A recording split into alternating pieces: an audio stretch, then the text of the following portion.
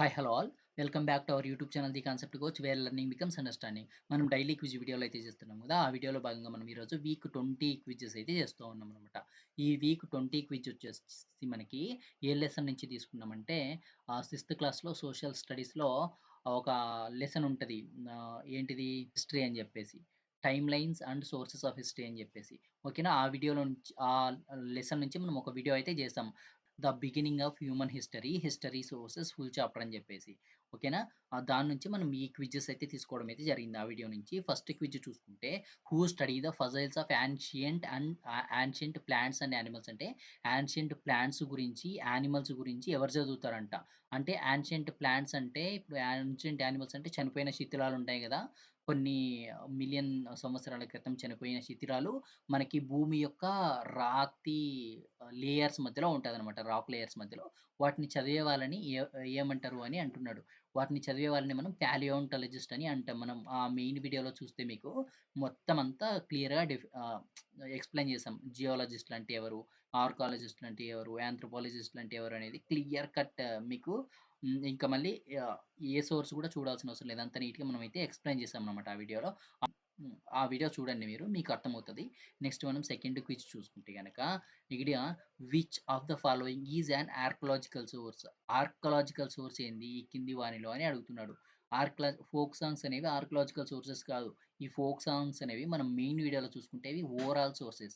So, ఇక్కడ option B coins అనేది correct answer. ఎందుకంటే ఈ కాయిన్స్ అనేవి మనం digging of the earth surface ఎప్పుడైనా తవ్వకాలు జరిపినప్పుడు కొన్ని కాయిన్స్ బయటపడతాయి గదా! ఆ కాయిన్స్‌ని డీల్ చేసేది ఆర్కాలజిస్ట్‌లనమాట. ఆర్కాలజిస్ట్‌లే గదా డిగ్గింగ్ చేసేది. సో, ఆప్షన్ బి అయితే కరెక్ట్ ఆన్సర్. నెక్స్ట్ మనం థర్డ్ క్విజ్‌కెళ్ళిపోదాం. Which pair is correctly matched? ఇది గూడా ఇవి వీళ్ళు చెప్పాం గదా! Geologist, archaeologist, anthropologist as well as పాలియోంటాలజిస్ట్‌కి సంబంధించింది. ఆప్షన్ ఏ చూసుకుంటే జియాలజిస్ట్ యాన్షియంట్ లాంగ్వేజెస్ కాదు. జియాలజిస్ట్‌లు మనకి ఏం చదువుతారంటే జియాలజిస్ట్‌లు ఏం డీల్ చేస్తారంటే ఎర్త్ యొక్క మెయిన్ ఫిజికల్ ఫీచర్స్ ఏవైతే ఉంటాయో సాయిల్స్ గానీ, రాక్స్ గానీ, మౌంటైన్స్ గానీ, plateaus, plains, reverse, oceans, lakes అంటే భూమిలో దొరికే ప్రతి ఒక్క ఫిజికల్ ఫీచర్‌ని అనలైజ్ చేసి మనకి హిస్టరీ గురించి సోర్సెస్ ఇస్తారనమాట. వాళ్ళని జియాలజిస్ట్ అంటాం. Next option C anthropologist. Anthropologist వచ్చేసి మనకి కల్చర్‌ని చదువుతారు. అంటే హ్యూమన్ కల్చర్ ఎలా ఎవాల్వ్ అయింది, ప్లానెట్ కాదు. హ్యూమన్ కల్చర్ ఎలా ఎవాల్వ్ అయింది అని చదువుతారు. ఈ ప్లానెట్ మనకి జియాలజిస్ట్ అని చెప్పొచ్చు. సో, ఇక్కడ ఆప్షన్ సి కూడా రాంగ్ ఆన్సర్. నెక్స్ట్ పాలియోంటాలజిస్ట్ వచ్చేసి రివర్స్. ఇది కూడా తప్పు. ఇది కూడా జియోలాజిస్ట్‌లే డీల్ చేస్తారు.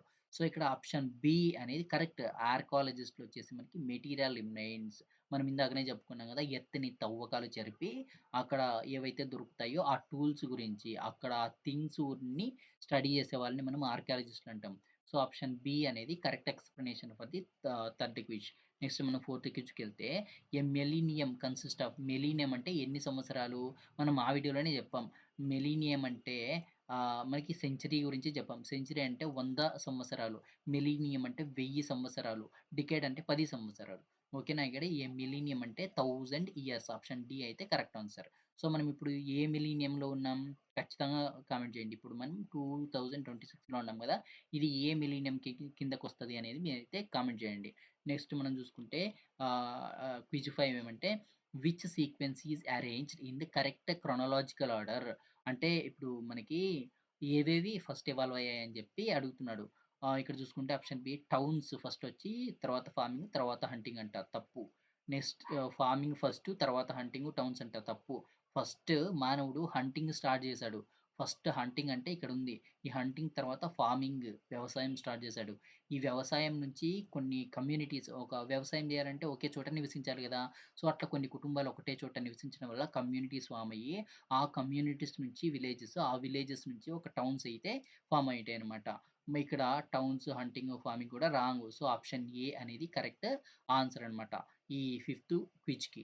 సో, మనం సిక్స్త్ క్విజ్ చూసుకుంటే గనక which development made permanent settlement possible. మనం ఇందాకనే చూసాం గదా! హంటింగ్ అయితే కాదు. ఇక్కడ discovery of metals, wheels, writing కాదు. ఫార్మింగ్ అనేది మనకి పర్మనెంట్ సెటిల్మెంట్‌కయితే దారి తీసిందనమాట. సో, ఆప్షన్ బి అనేది correct explanation for the sixth quiz. So, మీకు ఇక్కడ ఫస్ట్ నుంచి సిక్స్త్ క్విజ్ వరకు ఉన్న ఈ క్వెషన్స్‌లో ఏమైనా డౌట్ ఉంటే ఖచ్చితంగా కామెంట్ చేయండి. నేను ప్రతి కామెంట్‌కి రిప్లై ఇస్తాను. ఈ కంటెంట్ మీకు నచ్చితే ఈ వీడియోకి ఒక లైక్ చేసి తర్వాత మన ఛానెల్‌ని సబ్స్క్రైబ్ చేసి వేరే వాళ్ళకి కూడా షేర్ చేయండి. Thank you all. మీ పవన్ కుమార్.